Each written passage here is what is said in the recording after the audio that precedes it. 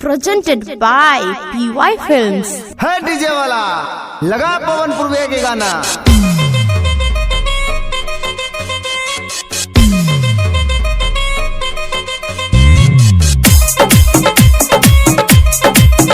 Recording studio Janakpur थाना नेपाल।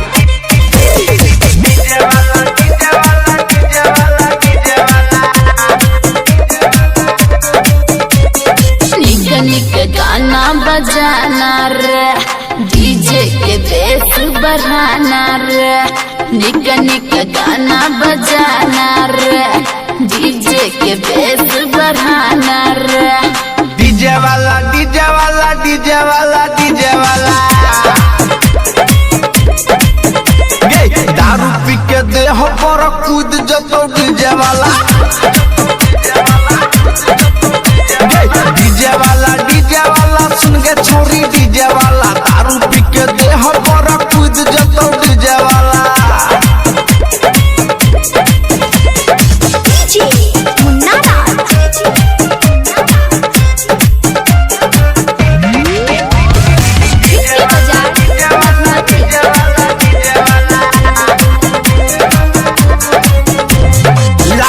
तू बम न के करो से कम मन करे डीजे वाला बन जेती हो। लागे छ तू बम न के करो से कम मन करे डीजे वाला बन जेती हो। तू संभाल के चौरा बोल रे, फिर देबो न तो तोहर लोल रे। मुँह संभाल के चौरा बोल रे, फिर देबो न तो तोहर लोल रे। तो डीजे वाला डीजे वाला डीजे वाला डीजे वाला गे दारू बिगे देह पर कूद जतो डीजे वाला।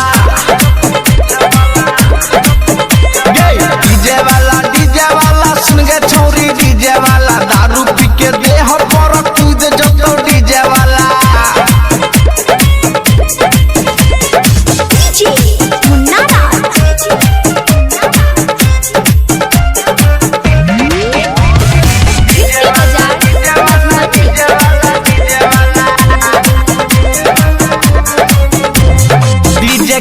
गाड़ी जब नाचे छे गे प्यारी तो गाँव घर के छौरा सब मारो पिहकारी। डीजे के या गाड़ी जब नाचे छे गे प्यारी तो गाँव घर के छौरा सब मारो पिहकारी। पवन पूर्वैया मन बात रे, नहीं तो देखा देबो औकात रे। राइटर संजीत मन बात रे, नहीं तो देखा देबो औकात रे। तो डीजे वाला डीजे वाला डीजे वाला डीजे वाला दारू पी के देह पर कूद जतो डीजे वाला।